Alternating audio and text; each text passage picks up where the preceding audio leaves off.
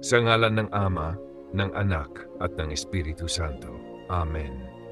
O Diyos na mapagmahal at tapat, salamat sa bagong umagang ito.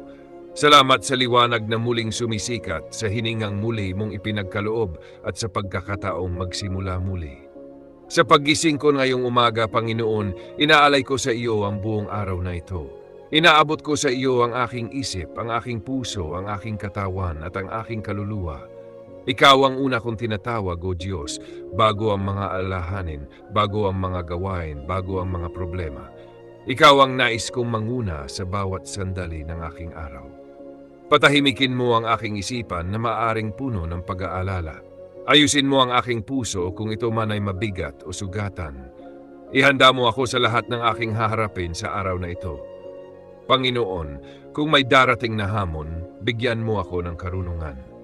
Kung may darating na pagsubok, bigyan mo ako ng lakas.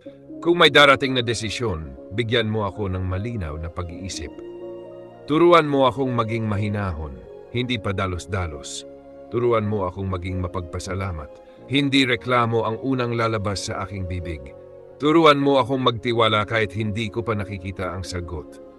O Diyos, pagpalain mo ang aking mga gawain ngayong araw.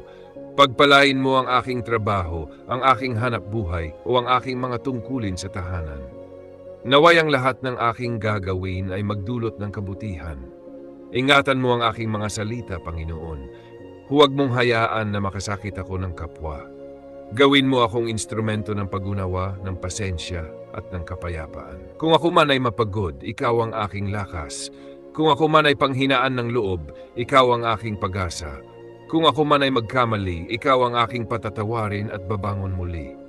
O Diyos, ipagkakatiwala ko sa iyo ang aking pamilya, ang aking mga mahal sa buhay, at ang bawat taong mahalaga sa akin. Ingatan mo sila saan man sila naroroon. Ilayo mo kami sa kapahamakan, sa aksidente, sa sakit, at sa anumang masama. Takpan mo kami ng iyong proteksyon mula umaga hanggang gabi. Panginoon, bigyan mo ako ng pusong mapagkumbaba. Huwag mong hayaan na manaig ang yabang, ang galit o ang inggit sa aking puso. Punuin mo ako ng iyong espiritu. Sa araw na ito, nais kong mamuhay ng payapa. Ayokong madala ng galit ng mundo. Ayokong magmadali sa mga bagay na kailangan ng tiyaga. Nais kong maglakad ayon sa iyong oras. Salamat, O Diyos, sa bawat biyayang aking matatanggap ngayong araw, malaki man o maliit. Salamat sa mga taong aking makikilala. Salamat sa mga aral na aking matututunan. Kahit ano pa ang mangyari sa araw na ito, pinipili kong magtiwala sa iyo. Pinipili kong manalig na ikaw ay kumikilos sa aking buhay.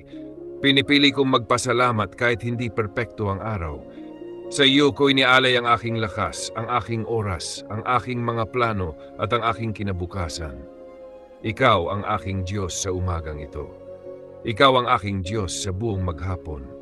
At ikaw pa rin ang aking Diyos hanggang sa matapos ang araw. Sa iyo ako kumakapit. Sa iyo ako nagtitiwala. Sa iyo ko iniaalay ang bagong umagang ito. Sa ngalan ng Ama, ng Anak at ng Espiritu Santo. Amen.